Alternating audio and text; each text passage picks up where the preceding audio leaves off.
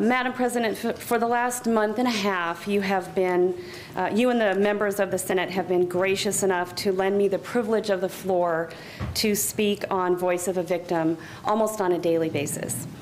Madam President, during that time, I have been relaying personal stories of Alaskans who have been affected by crime personally. These stories were shared with me through my Crime in Alaska survey that, as you know, had a reach of over 66,000 Alaskans asking for their input on the crime epidemic currently gripping our state. I'm sure that doing those special orders day after day may have been difficult to hear.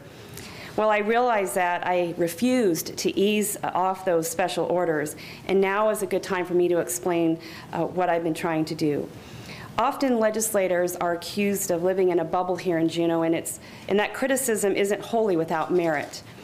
Removed from the road system, it can be hard for constituents to communicate with those who represent them.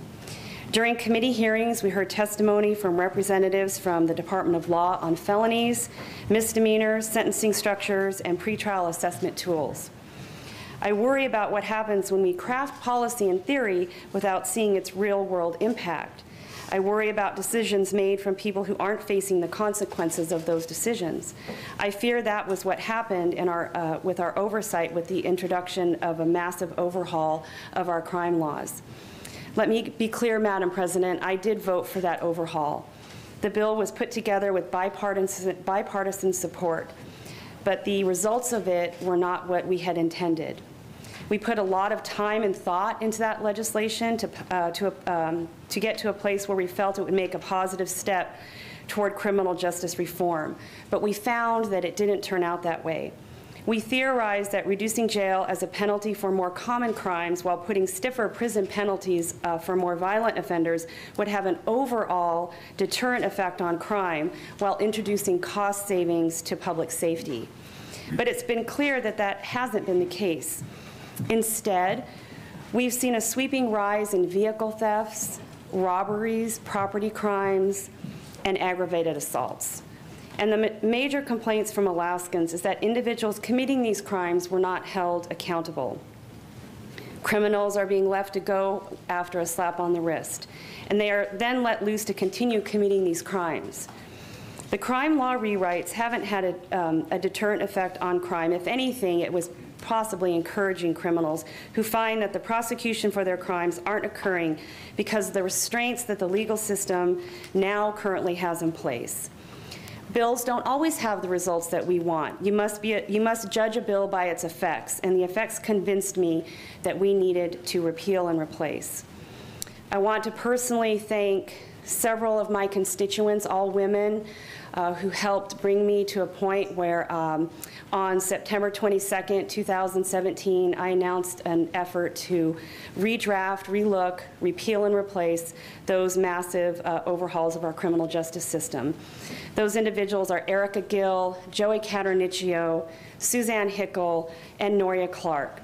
They are all fierce advocates for safe communities for our children, and I appreciate their efforts. Madam President, I sat in each one of their kitchens and spoke to them personally about the effect that the crime wave was having on them personally and on their families and on our communities. Madam President, since that time, we have a new governor. We have a governor who shares our efforts to get this right. Madam President, I believe that in addition to shouting out for those 4 women in my district, I want to give a special thank you to the chair of the Senate Judiciary Committee, the chair of the State Affairs Committee, and the member from District G and also D for their unwavering efforts to address this issue affecting Alaska. That brings me back to Voice of a Victim. What I've been trying to do is elevate the conversation from statistics and statutes to put a human dimension on the consequences of our actions. To remind us all that when we think of criminal justice reform, it's not just criminals we have to keep in mind, but justice as well. Madam President, that's why I rise today in full support of this bill that incorporates the governor's crime package. By introducing stronger sentences for crimes, especially for drug and sex-related crimes, this bill will keep repeat offenders off the streets, increase deterrence for property crimes, and justice to victims. This bill actually goes a step closer towards our original goal with SB 91. By offering to help drug-addicted criminals who are ready to change their ways, we can help drop recidivism, Madam President. If they do not elect to seek help, then we can pay their debt to society. They can pay their debt to society by choosing jail time. We must remind ourselves that government's chief responsibility is keeping our people safe. This bill goes a long way upholding that contract and hopefully restoring the trust of the Alaskan people that when a crime is committed, the offender will be held accountable. Madam President, I would like to have your support in reading from a voice of a victim. Permission to read. Thank you, Madam President. This is one, I've read the nearly 2,000 stories that Alaskans shared with me, and of all the stories, this was one that really touched my heart. I began my quotations with this, and I want to finish with it. It's from a woman in Anchorage. Her name is Kimberly. I was held at gunpoint in my driveway at 6:30 p.m. after getting home from work. My children had just gone into the house. I was finishing a phone call and taking a moment to myself. I'm a single mom, and it's hard sometimes to find a moment to breathe. I didn't do anything wrong, and I wasn't in a dark alley. I don't do drugs. I have no criminal history. I've never even had a traffic ticket. When my story went on Facebook on K2U's page, I read a lot of comments of people calling me stupid, saying I should have been smarter than to sit in my car on the phone. I don't suppose they were wrong. But shouldn't you be able to feel a little bit safe in your own house? Was it really my fault that two young men that night decided that they would each point a gun at my head and threaten to rape and kill me for $5 in my wallet and 4 cigarettes? Some people commented that I should have defended myself with a gun of my own.